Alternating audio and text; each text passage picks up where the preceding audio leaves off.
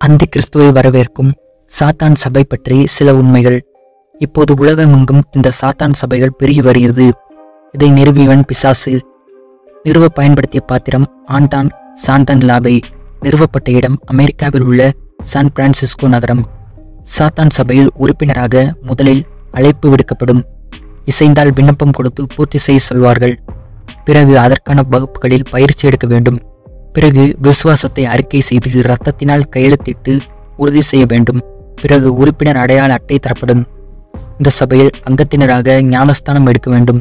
இந்த ஞானஸ்தான ஆராதனையில் மிருகங்கள் பலி செலுத்தப்படும்.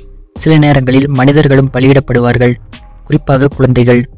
அரசாங்கத்தின் தடைகளை மீறி இந்த காரியங்கள் இரகசியமாய் நடத்தப்படும்.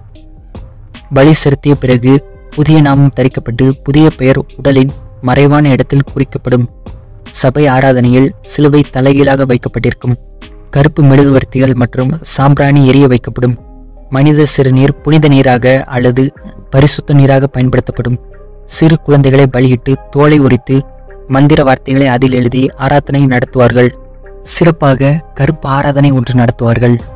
அதில் சேட்டனஸ் என்ற திரைப்படம் திரையிடப்படும். சாத்தான் சபை போதகர் சபையாரை பார்த்து, உங்கள் இச்சைகள் நிறைவேறட்டும், விருப்பம் போல வாழுங்கள், சாத்தான் வாழ்க என்பது போன்ற மோசமான வார்த்தைகளால் ஆசீர்வதிப்பான். விசேஷ கூட்டங்கள் அடர்ந்த மரங்கள் நிறைந்த காட்டுப்பகுதியில் நடைபெறும். வித கூட்டங்களில் ஒரு பெண்ணை ஆபாசப்படுத்தி நாய் அல்லது பூனையை பலி கொடுப்பார்கள். கூட்ட முடிவில் ஆண்களும் பெண்களும் சேர்ந்து ஆபாச நடனமாடி குடித்து வெறித்து குதூகலிப்பார்கள். இந்த சபையினர் ஊழியர்களின் குடும்பங்களில் பிரிவினை உண்டாகவும், கிறிஸ்தவ குடும்பங்களில் இச்சை, பணம், பெருமை, பதவி உயர்வு போன்றவைகளால் கரைபடவும், வியாதி மற்றும் விபத்துகளினால் மரித்து போகவும் உபவாசம் இருந்து யாகங்கள் நடத்தி சாத்தானிடம் வேண்டுதல் செய்கின்றனர். வெளிநாடுகளில் பிரபலமான இந்த சாத்தான் சபைகள் தற்போது நம் தேசத்திலும் பெருக ஆரம்பித்திருக்கின்றன. தமிழ்நாட்டிலும் சென்னை, மதுரை, கோயம்புத்தூர், தூத்துக்குடி போன்ற முக்கியமான நகரங்களிலும் விதமான சபைகள் முளைக்க ஆரம்பித்து விட்டதாக தகவல்கள் பரவி வருகிறது. வருடத்திற்கு 100 சபைகள் ஆரம்பிக்க திட்டமிடுகின்றனர்.